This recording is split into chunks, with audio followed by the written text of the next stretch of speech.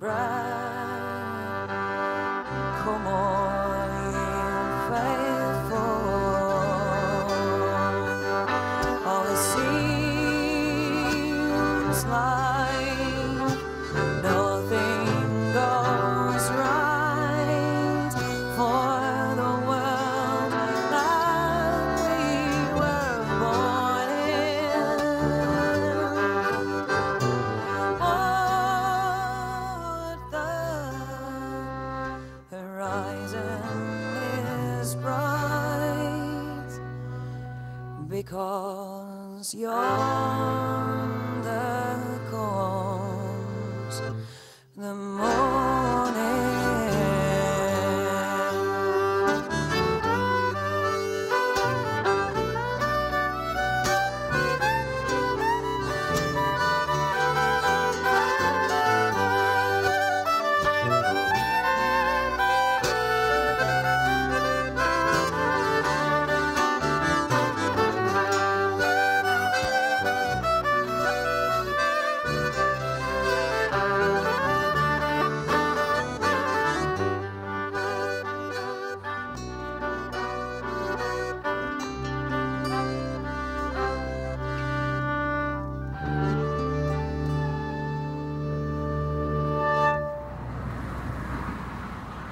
Eliza was born and brought up near Robin Hood's Bay, North Yorkshire. It's a place she still calls home and comes back to whenever possible.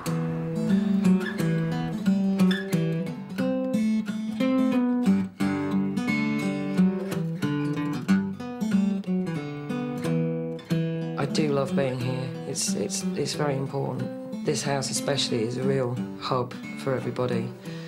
I've been on the road for more than half of my life now.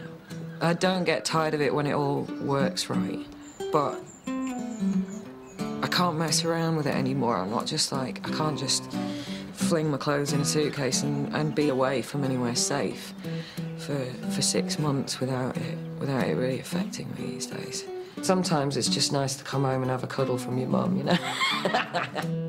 Eliza's dad, Martin Carthy, has been a figurehead of the English folk scene for over 40 years. He has influenced some of the great American songwriters like Bob Dylan and Paul Simon. Martin was part of that generation who learned all the Lonnie Donegan songs, which were basically old folk songs. And when Lennon and McCartney went off to follow Chuck Berry, Carthy stayed true to the folk aspect and followed off the folk tradition to become the definitive English 60s revival folk singer and guitar player. You know, I had a conversation once with Johnny Marr where he said to me, all my guitar licks are just Martin Carthy sped up. I told Martin this next time I saw him. He said, oh, that's great. Who's Johnny Marr? Martin was honoured for his virtuoso playing and tunings by having a special signature instrument designed for him by the American guitar maker C.F. Martin. In 1998, the Queen got into folk music too and gave him an MBE. The guitar he's playing here is a tailor-made copy of his original and much-loved first Martin. I bought a Martin guitar in 1963 and I bought it for 60 guineas. I'd just done my first ever television show and had some money in the bank. And I went into Sound City with my brand new checkbook and said, have you got a round hole acoustic guitar, second hand? And the guy handed me this Martin 00018. And I sat down and this guitar just snuggled into me. Instruments talk to you. They tell you if they like you and if you're going to like them. And I must have sat and played for about 45 minutes, just playing this guitar. And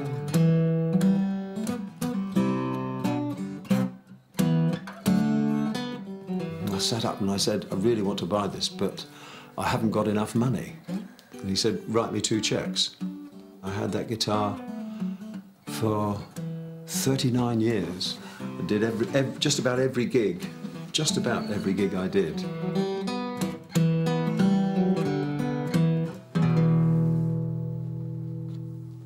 I've always blamed Eliza for this, and I'm sure I've always given Eliza credit for this because she said in various interviews, he's got this lovely old guitar, won't somebody please buy him a new one?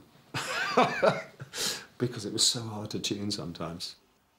It's the old original.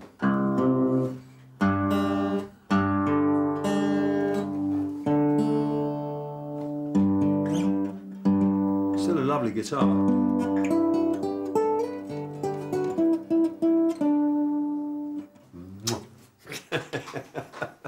Like Martin's guitars, Eliza's instruments are the tools of her trade. Tim Phillips has made her fiddles since she was 17. When I first met Eliza was about 2 years after I started violin making, and I was doing a festival in Newtown here, a local folk festival, and Eliza turned up on my stand. She was about 17, and Eliza really took a fancy to one of my fiddles. And I just felt, whoa, this could be good, Tim, because I was only in my second year. I just had a couple of fiddles which were sort of acceptable, and I felt there was, it was important, really, to see if I could get Eliza playing one of my fiddles. She really loved it, but she didn't have any money. We came to an agreement that Eliza would buy the fiddle from me for £1. It was really good because it meant I could say to all these people coming up to me saying, "Hey Tim, have you sold a fiddle yet?" I could say, "Yes, I've sold